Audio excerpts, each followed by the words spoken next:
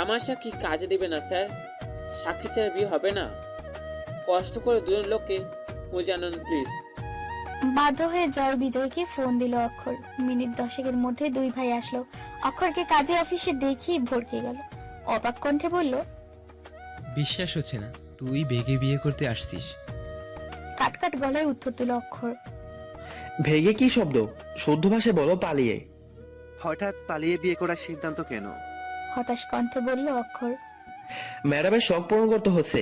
Madam এখন এই মুহূর্তেই বিয়ে করবে। বিজয় তখন অক্ষরের কানে ফিসফিস করে বলল, অঘটন ঘটিয়ে ফেলেছিস না তো? সুখবর আছে নাকি? দাঁতে দাঁত চেপে বলল অক্ষর, তোদের মতো আমাকে ভাবিস? প্রেমের অভিনয় করতে করতে এখন বিয়ে অবধি গড়ালো। আমি না থাকলে বিয়েটা হয়তো। তাছাড়া আমি বুঝি না তোদের চরিত্র কেমন। শান্তা কান্তাকে জানাবো? দুজনেই দম ছেড়ে বলল, শুভ কাজটা তাড়াতাড়ি সেরে ফেল, আমাদের তো আবার রুম সাজাতে হবে। অক্ষর শব্দ করে হাসলো। চৈতি দূর থেকে দেখে চলল। তিনজন ছেলে হাসাহাসি করছে, কিন্তু সামনে যাচ্ছে না। হাজার হোক লজ্জা পাচ্ছে সে। সফেদ মুখশ্রীতে লজ্জাদের হানা। অবশেষে বিয়ের কাজ সম্পূর্ণ হতে চলল। কাবিনামে স্বাক্ষর দেওয়ার সময় চোখ বেয়ে পড়ল অশ্রুবিন্দু। প্রথম অনুভব করলো পরিবার ছাড়া থাকার অনুভূতি। চয়নের হাসি হাসি মুখটা ভেসে উঠল। হৃদয় কেঁপে উঠল। ভিতর সত্তা জানান দিল, ভাইকে ঠকিয়ে সুখী হতে পারবি? সাথে আরেকটি সত্তা প্রশ্ন ছুড়ল, অক্ষরকে ছাড়া বাঁচতে পারবি? দুটো প্রশ্নের উত্তর একটাই, না। আলহামদুলিল্লাহ কবুল শব্দ দুটো বলার পরেই চৈতি হয়ে গেল অক্ষরের অর্ধাঙ্গিনী। শান্তি অশান্তি দুটো শব্দের মাঝে আবিষ্কার করলো নিজেকে। চয়ন যদি আজ তাদের মেনে নিত তাহলে শান্তিময় জীবনযাপন করতে পারত, কিন্তু আফসোস, তার জন্য আরো সময় অপেক্ষা করতে হবে। বুঝতে হবে প্রিয় ভাইকে। জয় বিজয় চলে গেল। চৈতি জানালো সে এখন বাসায় যাবে। অক্ষর তখন কপালে ভাঁজ করে প্রশ্ন করলো, বাসরাতে কি হবে? তাড়াহুড়ো করে বিয়ে করলাম কি একা থাকার জন্য? কাগজে কলমে আপনাকে আমার ব্যক্তিগত পুরুষ বানালাম, কিন্তু ভাইয়া মেনে নেওয়ার পর দুজন ব্যক্তিগত বাসায় থাকবো। বুঝেছেন স্বামী? এটা কিন্তু ঠিক নয়। বিয়ের আগে একা থাকা যায়, কিন্তু বিয়ের পর একা থাকা ঘোর অন্যায়। আপনি আমার সাথে অন্যায় করতে পারেন না শুভ্রপরি। চৈতি বাঁকা হেসে বলল, তাড়াতাড়ি বাসায় চলুন, ভাবি ফোন দিয়েছে, সে অপেক্ষা করছে। অবাক হয়ে জিজ্ঞাসা করলো অক্ষর, ঝুমুর জানে?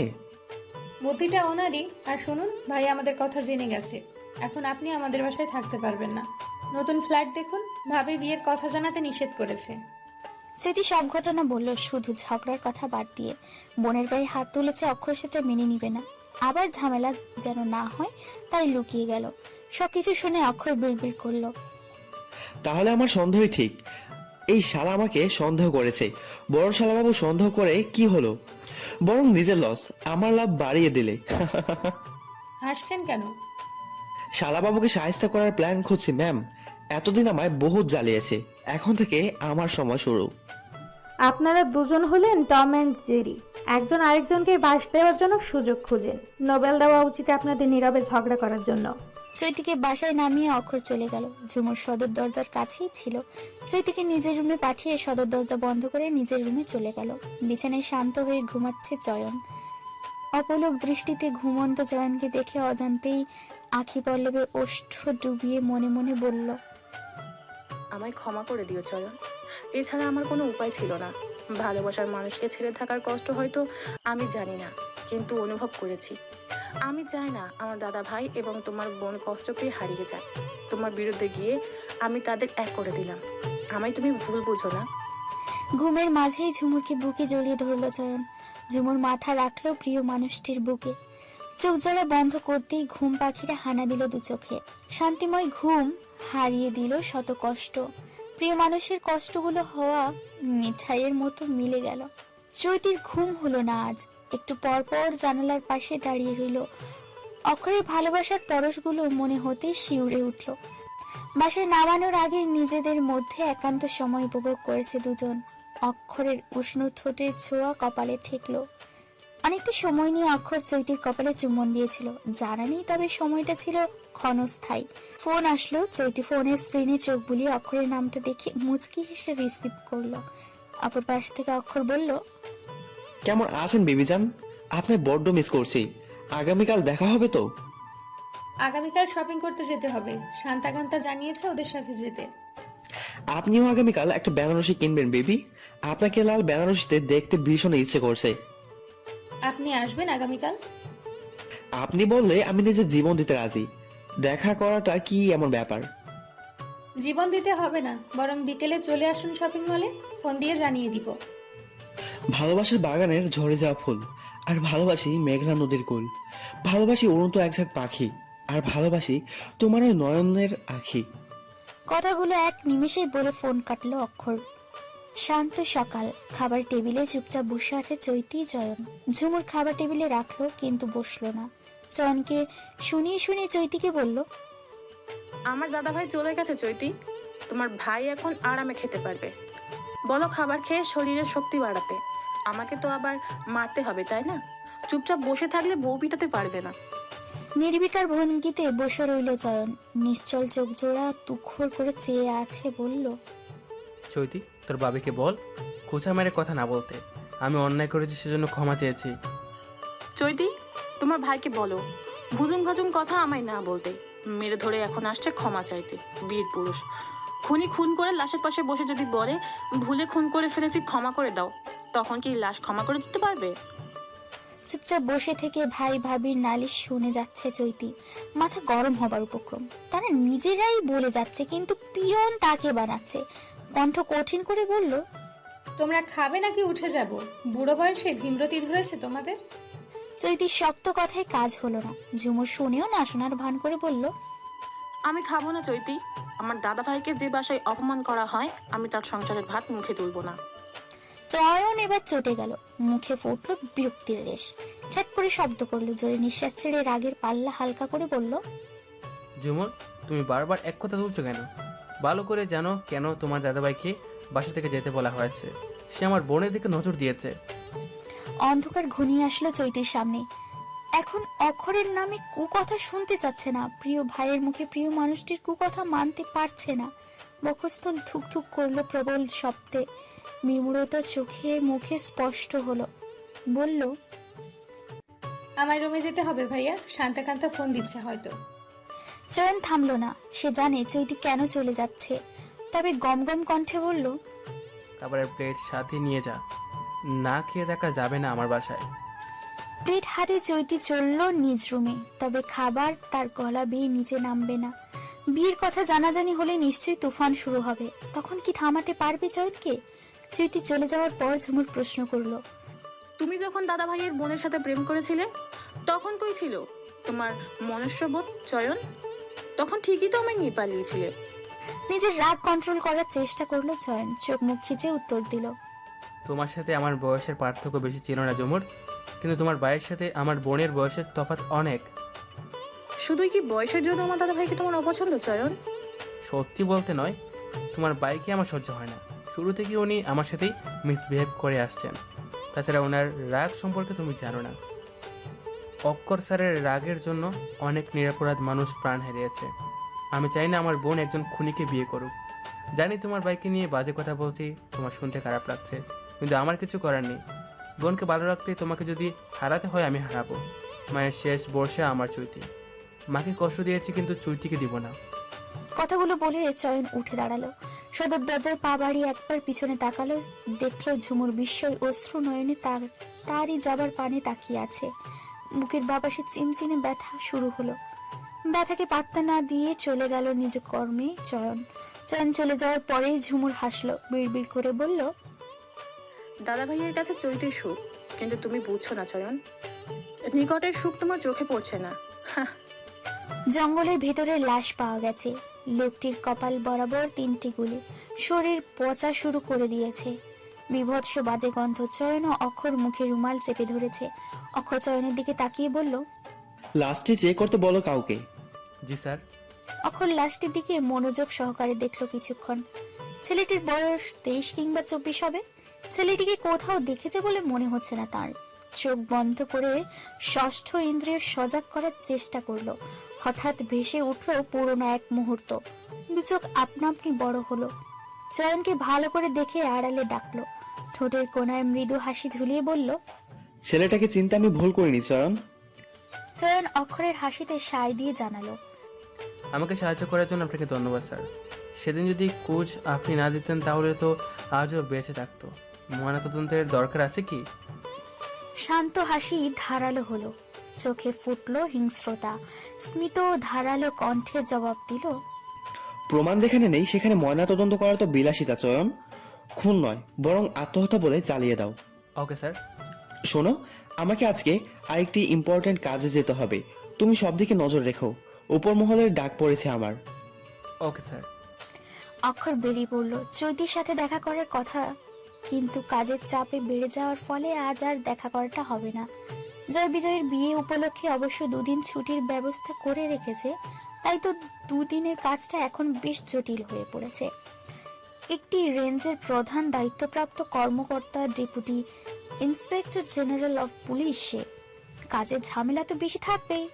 কয়েকদিন চৈতিকে সময় দেওয়ার ফলে কাজ জমে গেছে অনেক। শপিং মলে দাঁড়িয়ে আছে শান্তা কান্তা। চৈতি ফোন দিল অক্ষরকে, কিন্তু অপর পক্ষের ব্যক্তিটির ফোন বন্ধ। কণ্ঠে ভিড় জমলো উৎকণ্ঠা। আমার ফোন কেন ধরছেন না উনি? ডিউটিতে আছেন হয়তো, চিন্তা করিস না। শান্তা চৈতিকে এক পরক করে দেখে প্রশ্ন ছুড়ল। বিয়েটা সত্যি হয়েছে? চৈতি ঘাড় কাত করে বলল, তোদের জমজ জামাইরা সাক্ষী ছিল। আচ্ছা, দাঁড়িয়ে থেকে লাভ নেই, চল কেনাকাটা করা যাক। হুম। 3 জন মার্কেটের ভিতর প্রবেশ করলো। প্রথম তারা গায়ে হলুদের শাড়ি কিনবে। শাড়ির দোকানে গিয়ে শান্তা ঝগড়া বাঁধালো দোকানদারের সঙ্গে। শাড়িটার দাম 4000 টাকা, কিন্তু শান্তা মা আন্টি টাইপ মুখ কুঁচকে বলল, 400 টাকায় দিবেন, 3টে নিব। আপু, আপনি ভুল দোকানে চলে আসছেন, এখানে জাকাতের কাপড় পাওয়া যায় না। ব্যাস শুরু করে লঙ্কা কাণ্ড। শান্তা শাড়ি এটাই নিবে, কিন্তু দোকানদার 400 টাকার শাড়ি দিবেই না। কান্তা চৈতি থামাতে চাইলে উল্টো ধমকে উঠে শান্তা। দোকানদার ছেলেটা দম ছেড়ে বলে, আপনার কার্বন কপি আপুটা ভীষণ ভালো, কিন্তু আপনি তো জাদরেল মহিলা। শান্তা তেড়ে এসে বলে, ওটা তো বলত, তাই ভালো। আমি চালাক, সেই জন্যই আপনাদের চালাকি ধরে ফেলেছি।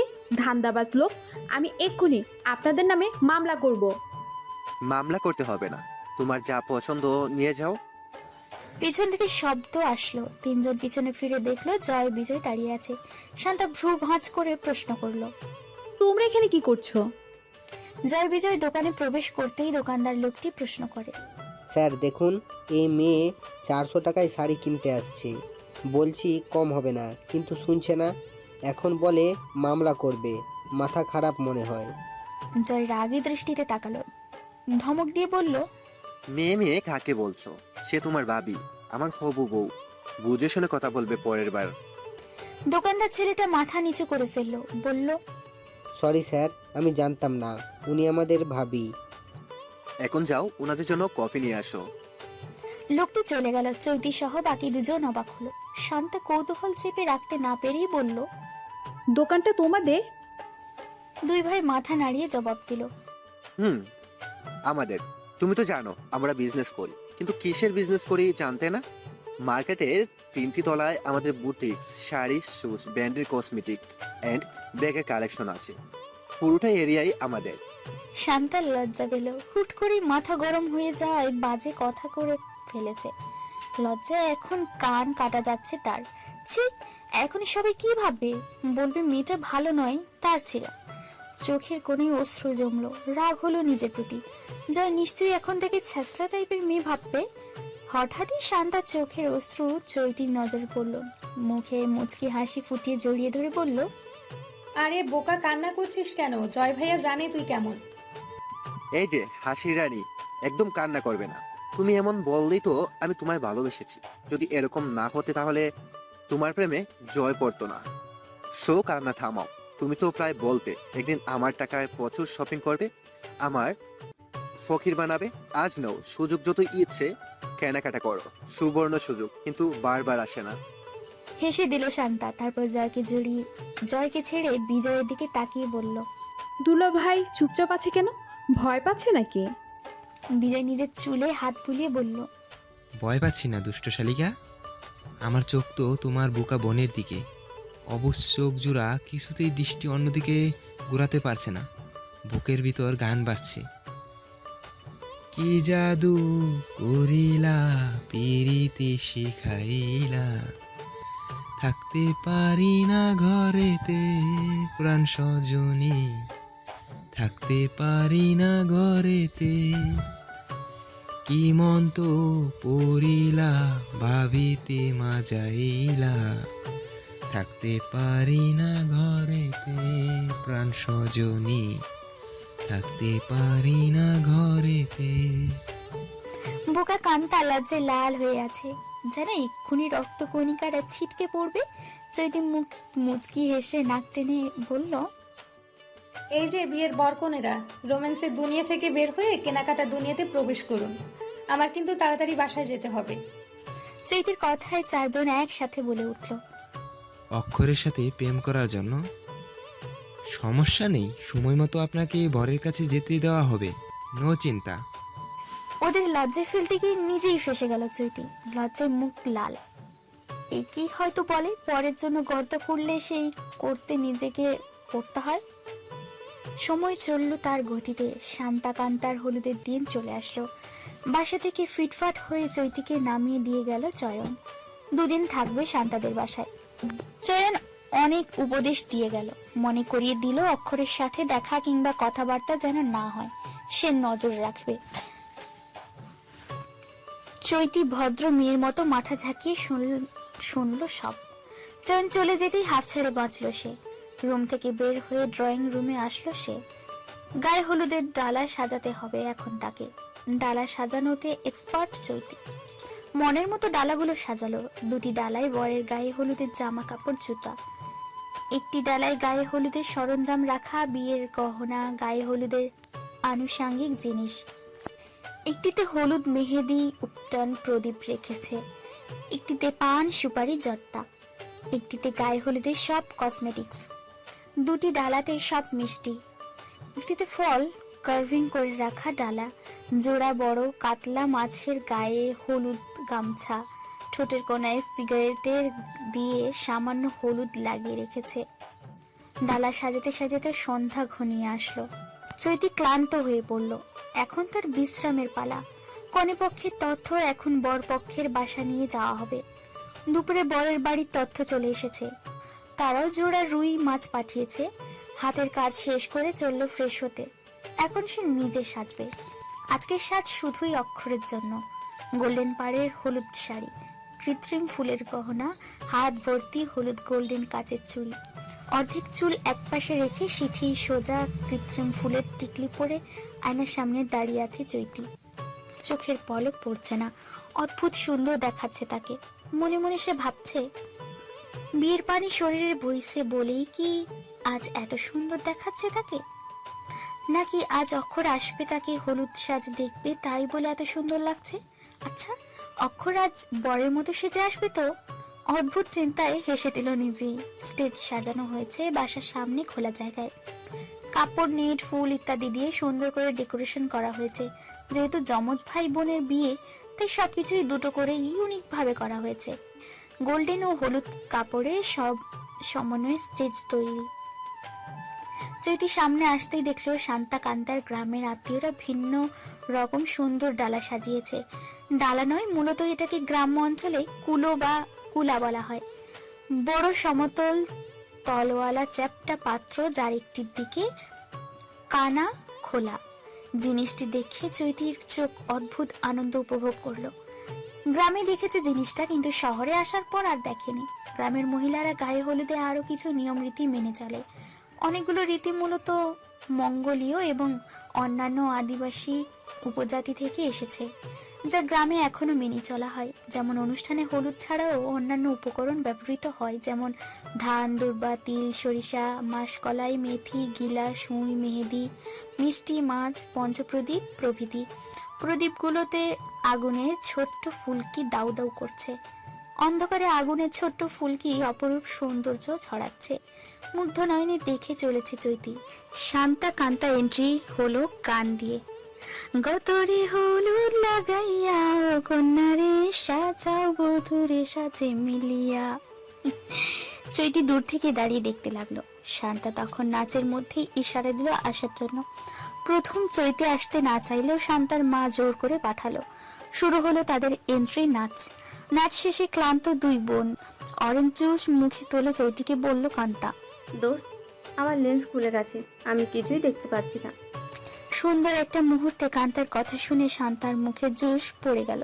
রাগী গলায় বলল, তোকে আগেই বলেছি চশমা পরেই থাক, কিন্তু শুনিস নাই। কান্তা গাল ফুলিয়ে বলল, বিয়েতে আমায় অসুন্দর লাগুক তুই এটাই চাস, আমি জানি। এখন পার্লারের মেয়েটাকে ফোন দিয়ে বল আমার চোখে ভালো করে লেন্স পরে দিতে। আমি চশমা আনতে বলছি, তুই আর লেন্স পরবি না। চশমা ছাড়া আমাদের বরেরা যদি চিনতে না পারে তখন অঘটন ঘটে যাবে। বাসরাতে অদলবদল হয়ে যাব, পাপ কাজ থেকে দূরে থাক।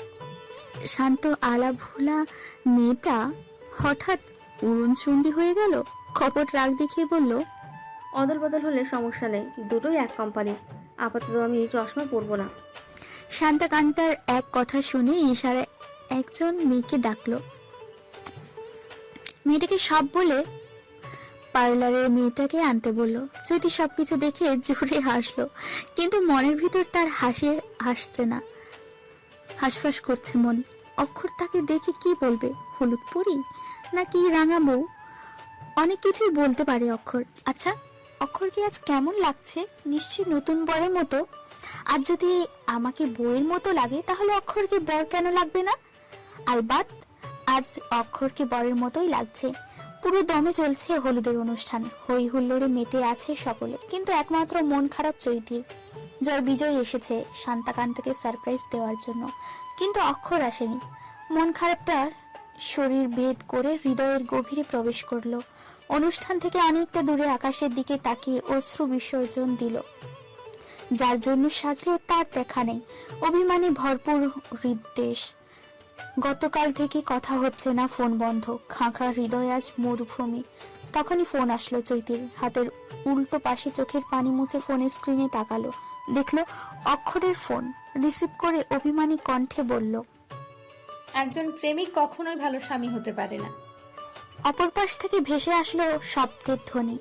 শব্দকে উপেক্ষা করে অক্ষর বলল, বাগানের উত্তর দিকে চলে আসুন, সময় 3 মিনিট। পুরো বাড়ি আলোয় ঝলমলে, মরিচ বাতিগুলো জ্বলছে নিমছে। দক্ষিণা বাতাসের গতি মৃদু, আকাশে গোলাকার চাঁদ। চাঁদের আলো ছড়িয়ে আছে কালো আকাশের বিশাল বুকে। ফুটছে শত শত নক্ষত্র। এক ঝাঁক নক্ষত্রের একজন ভাই যেন চাঁদ আগলে ধরে রেখেছে।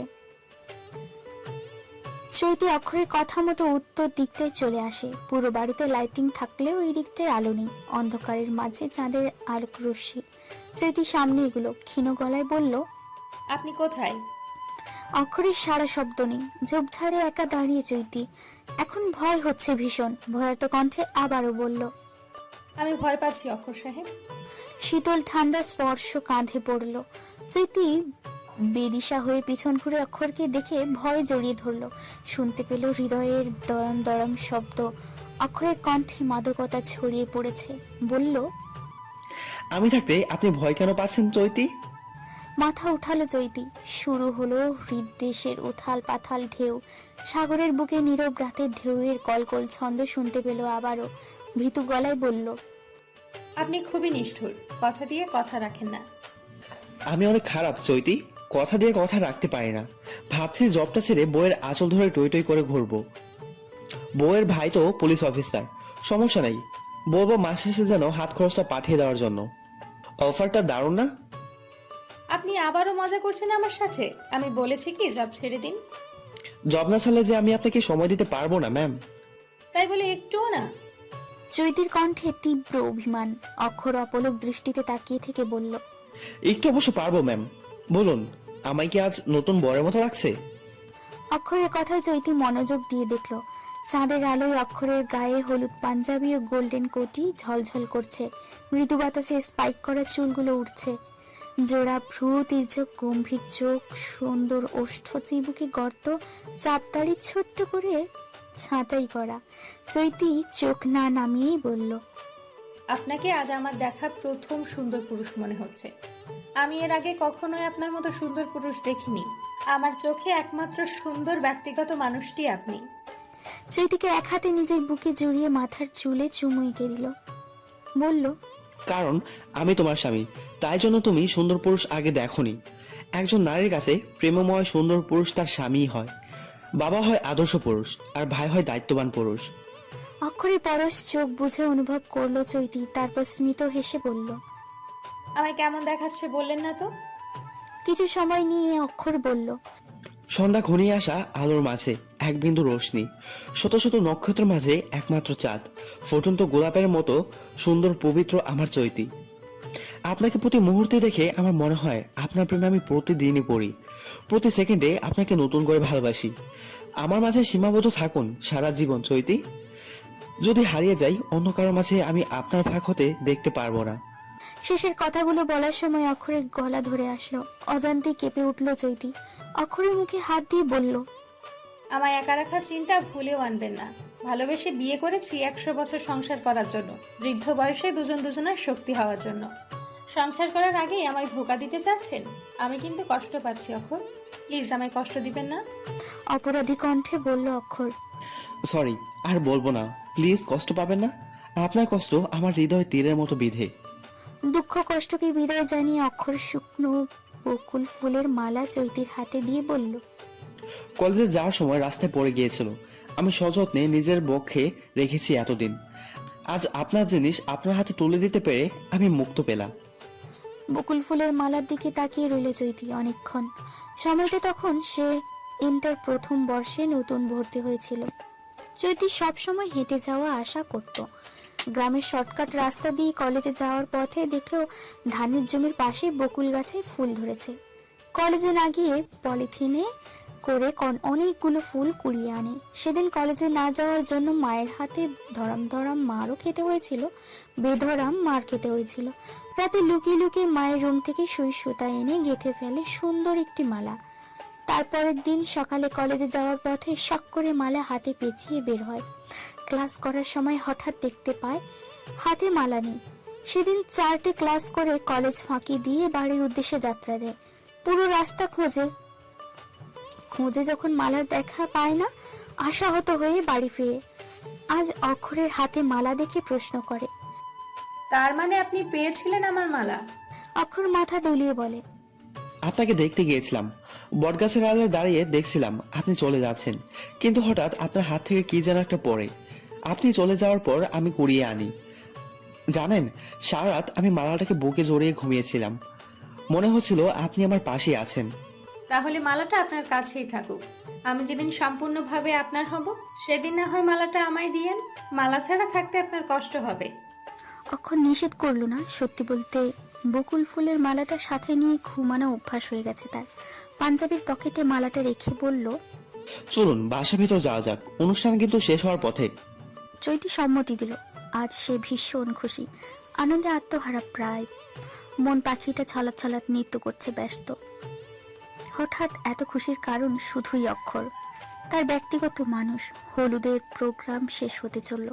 অক্ষর চৈতির দুগালে যত্ন সহকারে হলুদ লাগিয়ে বিদায় নিল। শান্তাকান্তার হাতে মেহেদি দেওয়া হয়েছে। দুজন আজ খুবই খুশি, কয়েক ঘন্টা পর ভালোবাসার মানুষকে নিজের করে পাবে বলে। রাতের আঁধার ফুরিয়ে আলোর দেখা মিলল। অলস ঘুমকে বিদায় জানিয়ে ফ্রেশ হতে চলল চৈতি। ঘুমিয়েছে কয়েক ঘন্টা পূর্বে, বিয়ে বাড়ি বলে কথা, ঘুম হয় কি সহজে? শরীরকে টেনে হিচড়ে বিছানা থেকে নামানোর জন্য কম যুদ্ধ করতে হয়নি তার। ফ্রেশ হয়ে এসে দেখলো শান্তাকান্তা এখনো ঘুমে বিভোর। এই যে বিয়ের কনেরা, উঠুন তাড়াতাড়ি, আর কত ঘুমাবেন? বরপক্ষরা চলে এসেছে প্রায়। চৈতির কথা শুনে হকচকিয়ে উঠে কান্তা। শান্তাকে টেনে হিচড়ে ঘুম থেকে তুলে বিরক্তি নিয়ে শান্তা বলে, দেখ, আজকে শুধু ঘুমাতে পারবো, বিয়ের পর জয় বলেছে ঘুমাতে দিবে না, সো নো ডিস্টার্ব। শান্তার লাগামহীন কথায় কান্তা চৈতি হেসে দিল। আবারও টেনে তুলে শান্তাকে উদ্দেশ্য করে চৈতি বলল, তুই ভালো হবি না কোনোদিন, তাই না? কি সব উল্টাপাল্টা কথা বলছিস? বিয়ের আগে যদি এমন কথা বলিস তাহলে বিয়ের পর কি বলবি আগে বোঝা যাচ্ছে। লজ্জা তো একটু রাখ। দু হাতে দুজনের কাঁধে হাত রাখলো শান্তা, মুখে দুষ্টু হাসি ঝুলিয়ে বলল, তোমাদের বলবো না তো কাদের বলবো বলতো? তোরা তো কিছুই শিখিয়ে পড়িয়ে দিলি না। যাও নিজে নিজে একটু একটু শিখেছি, তাও সমস্যা। বিয়ের পর জামাই বলবে আনরোমান্টিক বউ বিয়ে করে এনেছি, তখন আমার সাথে শুরু হবে ঝগড়া। তখন যদি আমার সংসার ভেঙে যায়, তোদের জামাই দিবি আমায়? বল, দিবি না। তাহলে এখন উপদেশ না দিয়ে শিখে রাখ, বিয়ের পর কাজে আসবে। কথাগুলো বলেই ফিক করে হেসে দিল শান্তা। কান্তা ও চৈতিও যোগ দিল। অনেকটা সময় নিয়ে মজা মস্কারি করলো তিনজন। তারপর চললো ফ্রেশ হতে। একটু পরেই পার্লারে যেতে হবে। পার্লার থেকে সোজা কমিউনিটি সেন্টার। চৈতি আজ লেহেঙ্গা পরেছে। ইচ্ছে ছিল লাল খয়েরি বেনারসি শাড়ি পরতে, কিন্তু লজ্জায় পড়লো না। বিয়ে বাড়িতে মানুষের গিজগিজ, সেখানে বউ সেজে থাকার মানেই হয় না। সিম্পল সাজলো আজ। ভারী সাজ তার পছন্দ নয়। শান্তা কান্তা অনেক আগেই চলে গেছে কমিউনিটি সেন্টারে। চৈতি যায়নি। অক্ষর বলেছে সে নিয়ে যাবে। সুন্দর পরিপাটি সেজে অপেক্ষা করছে অক্ষরের জন্য। অক্ষর আসলো। দেখেই বোঝা যাচ্ছে ডিউটি শেষ করে এসেছে। চৈতি হতাশ কণ্ঠে প্রশ্ন করলো, আজ না ছুটি নিয়েছেন? আমার আর ছুটি? আচ্ছা, এসব এখন বাদ দিন, চলুন যাওয়া যাক। চৈতি অপ্রস্তুত হয়ে বলল, আমায় কেমন লাগছে বললেন না তো? শান্ত চোখে তাকালো অক্ষর। শ্যামলা মুখশ্রী এলোমেলো, ঠোঁট জোড়া কাঁপছে দ্রুত। বলতে গিয়েও থেমে যাচ্ছে গলদেশে। চৈতি এক পলক পর্যবেক্ষণ করে প্রশ্ন করলো, আপনি ঠিক আছেন তো? গলার স্বর নামিয়ে অক্ষর বলল, আমার কি হবে, আমি ঠিক আছি, চলুন তাড়াতাড়ি। আমায় কেমন দেখাচ্ছে বললেন না কেন? শান্ত কণ্ঠে বলল, সুন্দর।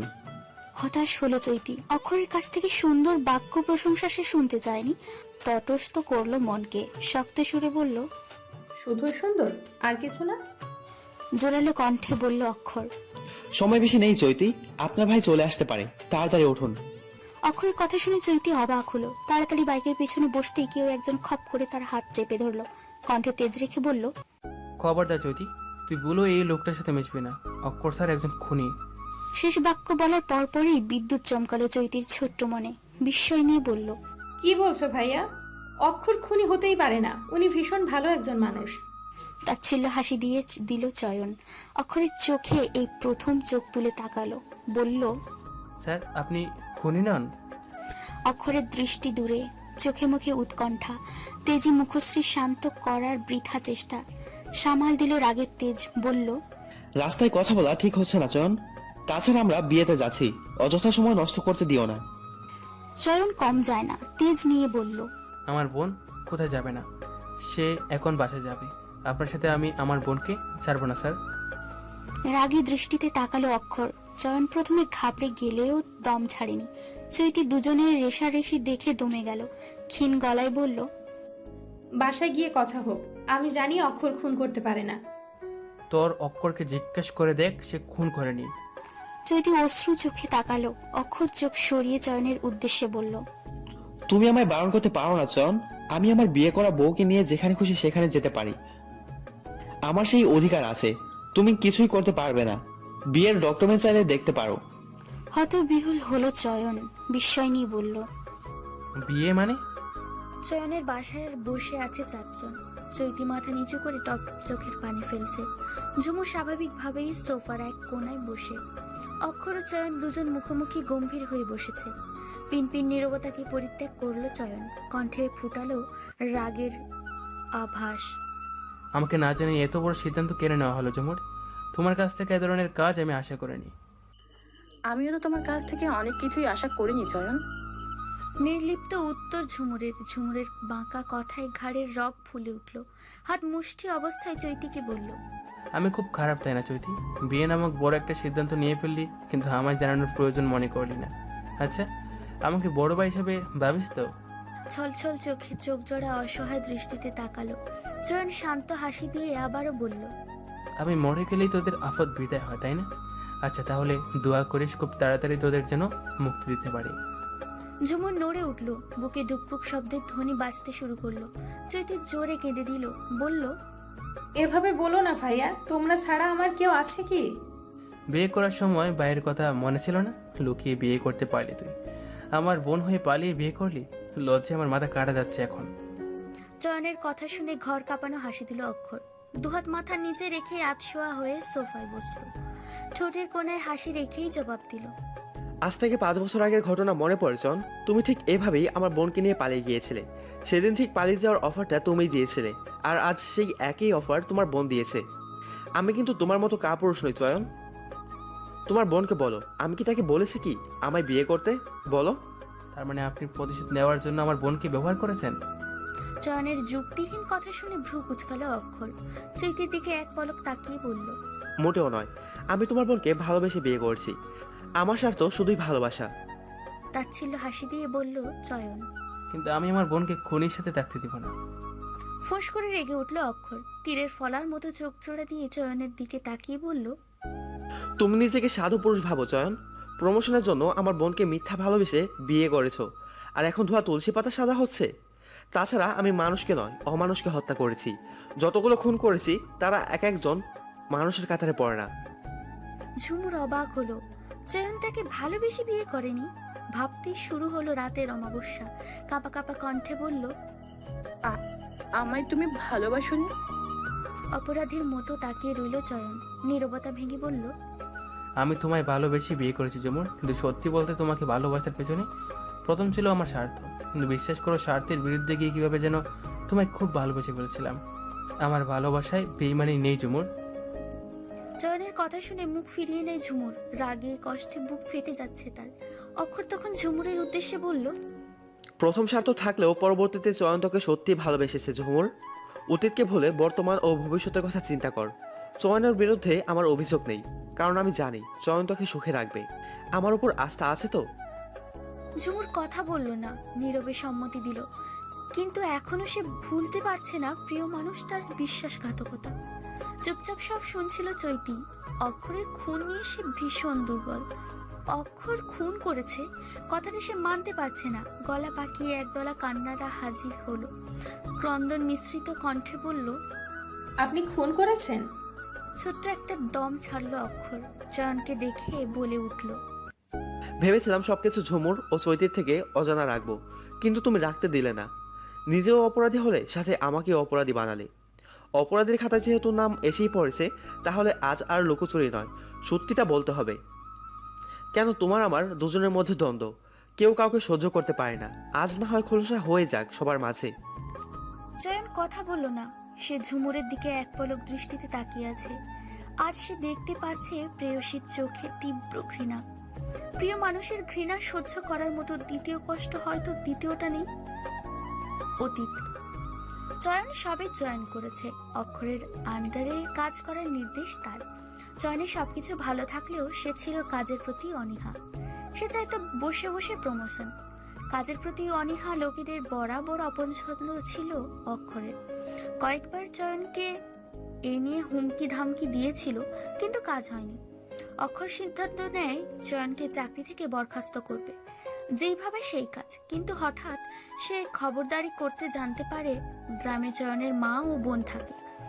তাদের দেখাশোনার একমাত্র মানুষ চয়ন। সিদ্ধান্ত পরিবর্তন করে। ভালোভাবে চয়নকে বোঝাবে। কাজের প্রতি মন বসানোর জন্য যদি রাজি না হয় তাহলে ভিন্নভাবে বোঝাবে। একজন পুলিশ অফিসারের গা সারা ভাব থাকা একদম উচিত নয়। পুলিশের পেশাই হলো মানব সেবা, বসে থাকা নয়। চয়ন ভালো কথার মানুষ নয়, তাই তো অক্ষর নিজেকে খারাপ বানাতে বাধ্য হলো।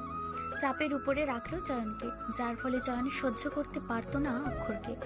নিজের স্বার্থ কিংবা অক্ষরকে জ্বালানোর জন্য পিছু নিল অক্ষরের একমাত্র বোন ঝুমুরের। প্রতিদিন ঝুমুরের পিছু নেওয়া, এটা সেটা গিফট দেওয়া, নানানভাবে আসক্ত করলো তার মাঝে। সদ্য কলেজে পা দেওয়া ঝুমুরের মন প্রেমের ছন্দ নিয়ে আসলো চয়ন। কয়েক মাসের ব্যবধানে তাদের প্রেম হয়ে গেল। চয়ন তখন অবশ্য কাজের প্রতি বেশি একটা অনীহা দেখাতো না, তবে মনোযোগ সহকারে করতো না। বদমেজাজি অক্ষর চয়নকে পথে আনার চেষ্টা বারবার বৃথা হলো। খোঁজ খবর নিয়ে দেখলো তারই ছোট বোনের সাথে প্রণয় ঘটিয়ে ফেলেছে চয়ন। মাথায় উঠল রক্ত।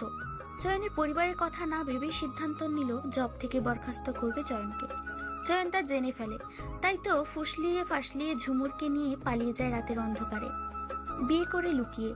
অক্ষর যখন জানতে পারে তখন অনেক দেরি হয়ে যায়। ঝুমুরকে সুন্দর জীবন উপহার দেওয়ার জন্য আবারও পরিবর্তন করে সিদ্ধান্ত, কিন্তু নিজেকে তৈরি করে কঠোর বদরাগী।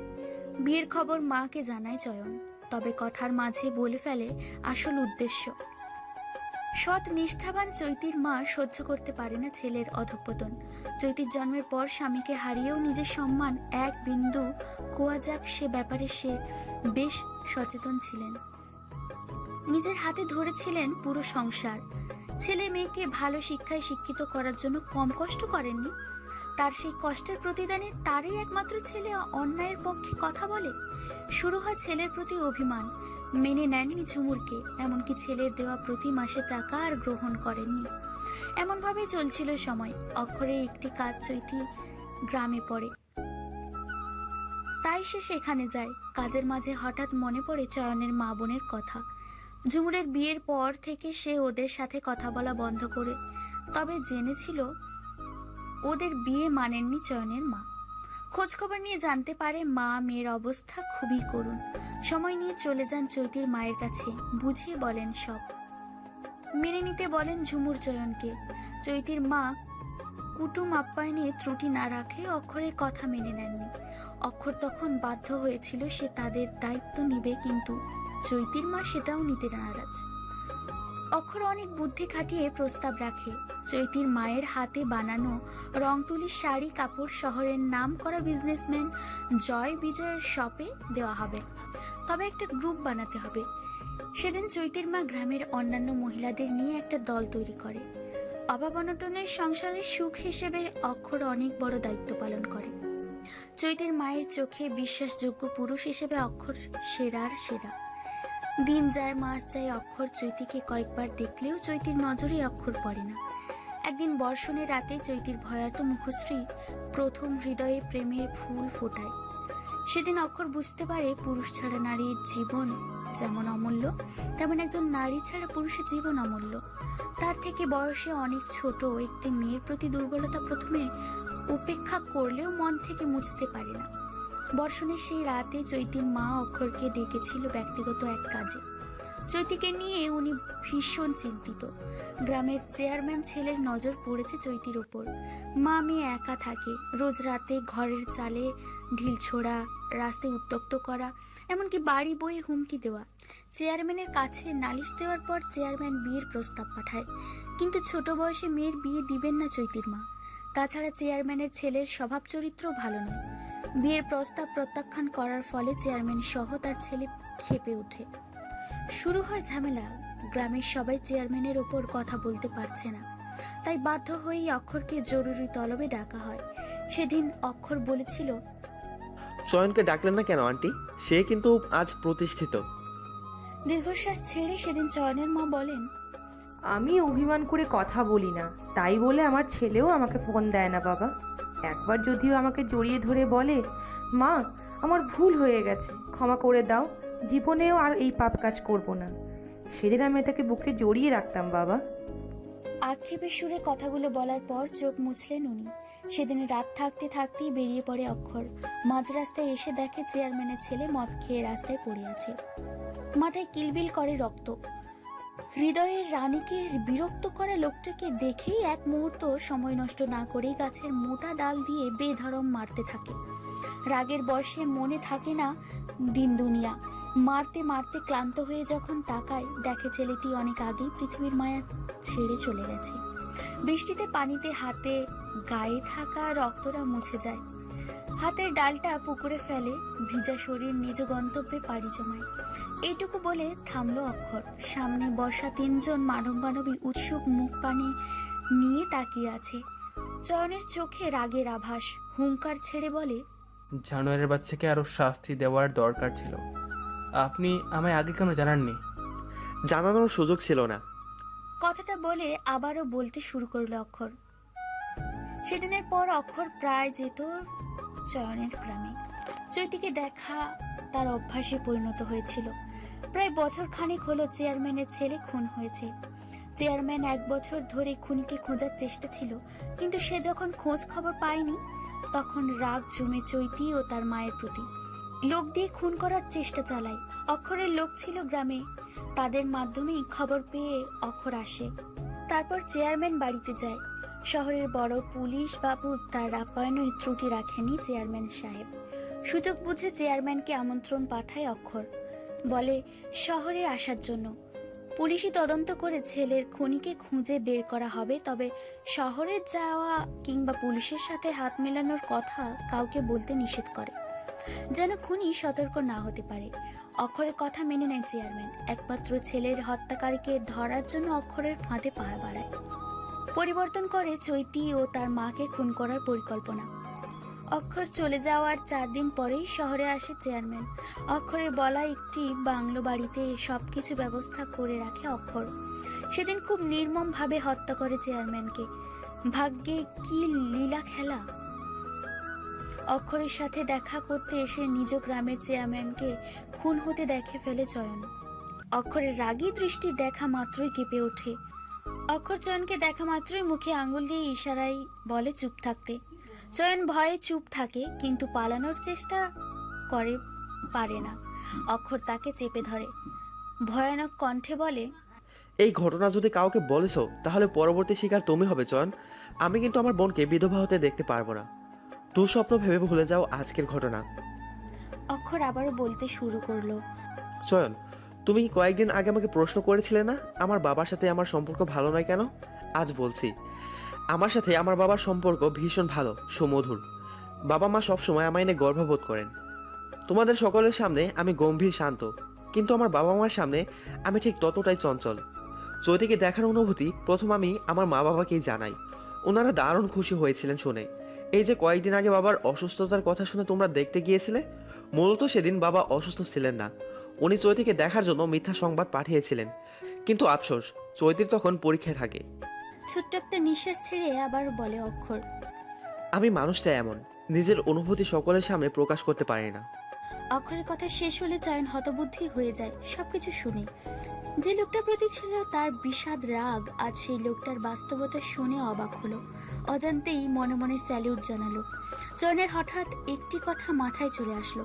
চট করে বলে উঠল, শাহিনকে কেন মেরেছেন আপনি? শাহিন চৈতিকে বিরক্ত করত। প্রথমে তাকে ভালো মতো বুঝিয়ে বলা হলো, কিন্তু সে মানেনি। অ্যাসিড মারার পরিকল্পনা ছিল, পথের কাটা রাখতে নেই, তাই মেরে দিয়েছি। তাছাড়া শাহিনের নামে 5টি ধর্ষণের মামলা ছিল, কিন্তু আইন তার চুল পর্যন্ত ছিঁড়তে পারছিল না, কারণ তার চাচা এমপি। ভাবলাম আরেকটা অপরাধ করার আগে তাকে সুন্দর পৃথিবী থেকে বিদায় করি। খুন করার পর মানুষ এত সুন্দর করে কথা বলতে পারে জানা ছিল না চৈতির। বিস্ময় চোখে শুধু দেখছে এবং গিলছে। চয়নের হঠাৎ মনে হলো আলিফের কথা। আলিফ যার সাথে চৈতির বিয়ের কথা চলছিল, আলিফ সুস্থ হবার পর একবার দেখতে গেছিল চয়ন। চয়নের যাওয়ার উদ্দেশ্য হলো কে তাকে মেরেছে জানার জন্য। আলিফ যখন হামলাকারীর বর্ণনা দিল, চট করে চয়নের চোখের সামনে অক্ষরের মুখশ্রী ভেসে উঠল। সাথে সাথে মোবাইল বের করে অক্ষরের ছবি দেখাতেই আলিফ সায় দিল, এই সেই লোক। তখনই সন্দেহ হয় অক্ষর চৈতির ব্যাপারে। কিছুদিন নজর রাখার পর যখন প্রমাণ পাচ্ছিল না, তখনই প্ল্যান করে ঝুমুরকে নিয়ে ঘুরতে যাবে। প্ল্যান অনুযায়ী কাজ হলো, জানতে পারলো সত্যিটা। গোপন একটা নিঃশ্বাস ছেড়ে আবারও প্রশ্ন করলো চয়ন, আলিফকে কেন মেরেছেন? ওর তো দোষ ছিল না। ওর সাথে প্রথমে ভালোই ব্যবহার করেছি, কিন্তু আলিফ আমার প্রস্তাব প্রত্যাখ্যান করে। বারবার বুঝিয়েছিলাম চৈতির সাথে যেন বিয়েতে অমত পোষণ করতে, কিন্তু বেচারা চৈতিকে এতটাই পছন্দ হয়েছে যে সে নাকচ করলো আমার প্রস্তাব, যাকে এতদিন ধরে ভালোবেসে এসেছি। এখনো তাকে ভালোবাসার কথা প্রকাশ করতে পারিনি। ওই 2 দিনের ছেলে কিনা সহজেই পেয়ে যাবে আমার প্রিয়সীকে। মানতে পারলাম না। আমার রাগ সম্পর্কে তুমি খুব ভালো মতোই জানো চয়ন। সহজে বলার পর রাজি না হলে আমি কতটা ভয়ঙ্কর হতে পারি তুমি নিজে চোখে দেখেছো। তবে আলিফকে আমি মেরেছি, বেশি নয়, তবে ওর মনে যে আমি ভয় প্রবেশ করাতে পেরেছি এতে আমি আনন্দিত। অক্ষরের মুখে ফুটলো ভয়ঙ্কর হাসি। চৈতি কেঁপে উঠল সেই হাসিতে। আজকের অক্ষরকে সে চিনতে পারছে না। তার সামনে বসা অক্ষরকে দেখে ওর ভয় হচ্ছে। কই আগের অক্ষরকে দেখে তো তার ভয় হতো না। তখন তার মনে বাসা মাত্র শুধু ভালোবাসা। ঝুমুর চৈতির হাত চেপে ধরল। সে জানতো তার ভাই বদরাগী, কিন্তু আজ তো নিজের ভাইও স্বামীর আসল রূপ দেখে ভয় পাচ্ছে। সবকিছুর খোলসা হবার পর চয়ন বলল, ঝুমুরকে যে ছেলে ফলো করছিল সে এমপির লোক। অক্ষর মাথা নাড়িয়ে বলল, সে কিভাবে জানলো আপনি শাহিনকে খুন করেছেন? ঠোঁট কামড়ে হাসলো অক্ষর। এলোমেলো চুলগুলো আরো এলোমেলো করে বলল, তুমি খুবই বোকা চয়ন। যেদিন শাহিনকে খুন করেছিলাম সেদিন তুমি আমার পাশেই ছিলে, কিন্তু তোমার নজরে শুধু আমি আর শাহিন ছিলাম। তোমার পেছনে দাঁড়িয়ে ছিল লামিম। সে ভেবেছিল আমরা কেউ তাকে দেখিনি। সেদিন পোর্ট সে ভিডিও করে নিয়ে যায় আমাদের ব্ল্যাকমেল করার জন্য, ঝুমুরের পিছনে। সে ভেবেছিল আমরা তাকে অনেক টাকা দিব, কিন্তু আফসোস তাকে তোমার হাতে পাঠিয়ে দিই। সেদিন আমি নিজে থেকেও বড় কিলার দেখেছিলাম। লামিমকে যে মার দিয়েছিলে, বেচারা হয়তো বলতে চেয়েছিল ভাই আমাকে জানে মেরে ফেলুন, তবু প্লিজ আর কষ্ট দিয়েন না। হট্ট হাসিতে ফেটে পড়ল অক্ষর। চয়ন স্মরণ করলো সেদিনের কথা। অক্ষরের কাছ থেকে ভিডিও দেখার পর মাথা গরম হয়ে যায় তার। অনেক খোঁজাখুঁজির পর যখন কোনো হদিশ মিলের পায় না, তখনই অক্ষর তাকে খবর এনে দেয়। তারপর হয় হামিমের মৃত্যু, চয়নের প্রথম খুন। অক্ষর এবার গলা ছেড়ে বলল, তোমার বোনকে খুনের হাতে তুলে দিতে পারবে না, কিন্তু আমার বোনকে তো ঠিকই নিজের করে নিতে পারলে চয়ন। খুন একটা হোক কিংবা চারটা, খুন তো খুনই হয়। তোমার বউকে বাঁচানোর জন্য যদি তুমি খুনি হতে পারো, তাহলে আমার ভালোবাসার মানুষকে বাঁচানোর জন্য আমি খুনি হতে পারি না? কথা বলার ভান্ডার ফুরিয়ে গেল চয়নের। সত্যি তো, খুন তো তারা দুজনেই করেছে। চৈতি এবার মুখ খুলল, বলল, তোমরা যা বলেছো সবই শুনলাম। আইনের লোক হয়ে আইনের বিরোধিতা করতে পারলে তোমরা?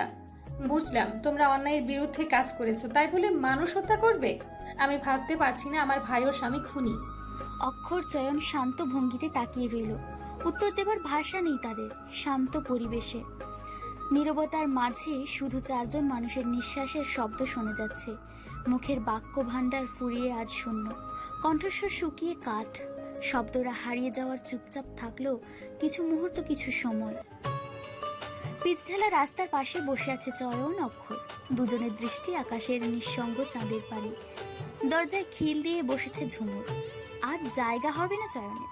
লজ্জায় কষ্টে চয়ন রাস্তায় বসেছে। অক্ষর এসেছে নিঃসঙ্গ চয়নের সঙ্গ দিতে, কারণ সে নিজেও আজ নিঃসঙ্গ প্রতীক। দমকা হাওয়া বইছে, গরম হৃদয় শীতল করার আপ্রাণ চেষ্টা চালানো হচ্ছে, কিন্তু এই হৃদয় হরণী পুড়িয়েছে। দমকা হাওয়া কি পারবে শীতল পরশ দিতে? না, পারবে না। পুরা হৃদয়ে ক্ষত মুছবার জন্য দরকার প্রেয়সী। নীরবতা ভঙ্গ করে অক্ষর কাট কাট গলায় বলল, সব অজানা থাকাই ভালো ছিল না? নিজেও রাস্তাবাসী হলে, সাথে আমাকেও বানালে। এখন বসে বসে আকাশে তারা গোনা ছাড়া আর কাজ আছে? ফ্রিতে কিন্তু মশার কামড় বোনাস হিসেবে পাওয়া যাবে। তপ্ত নিঃশ্বাস ছাড়ল চয়ন, মন খারাপ নিয়েই বলল, আপনার কথা বললেই হতো, আমার কথা কে বলতে বলছে? আপনার বোন এখন আমার উপর খুব ক্ষেপে আছে। দু চোখ ছোট করলো অক্ষর, ভ্রু কুঁচকে বলল, তোমাকে সাধু বানিয়ে আর আমি অসাধু হয়ে তোমার বোনের সামনে দিয়ে ঘোরাঘুরি করব, তাই না? মোটেও গর্ধপ নই আমি। হতাশ গলায় চয়ন বলল, এখন কি করবো স্যার, প্লিজ বুদ্ধি দিন। আপনার বোন ছাড়া আমার জীবন অনর্থ। আপনার মাথায় তো বুদ্ধি কিলবিল করে, একটু ভেবে বের করুন প্লিজ। বাঁকা চোখে তাকালো অক্ষর, গমগম কণ্ঠে জিজ্ঞাসা করলো, সুনাম করলে নাকি দুর্নাম? আপনার দুর্নাম করার সাহস আমার আছে। জীবনের মায়া আছে আমার। আপনার বোনকে নিয়ে সুখে শান্তিতে সংসার করতে চাই। প্লিজ স্যার, আইডিয়া পাবন। চয়নকে থামিয়ে অক্ষর বলল, দাঁড়াও, ভাবতে দাও। বললেই তো আর প্ল্যান চলে আসে না। ওয়েট। অনেকক্ষণ ভাবনা চিন্তা করে অক্ষর উল্লাস কণ্ঠে বলে উঠল, পেয়েছি। অক্ষরের উৎফুল্লতা মুখশ্রী দেখে চয়নের ঠোঁটে হাসি ফুটল।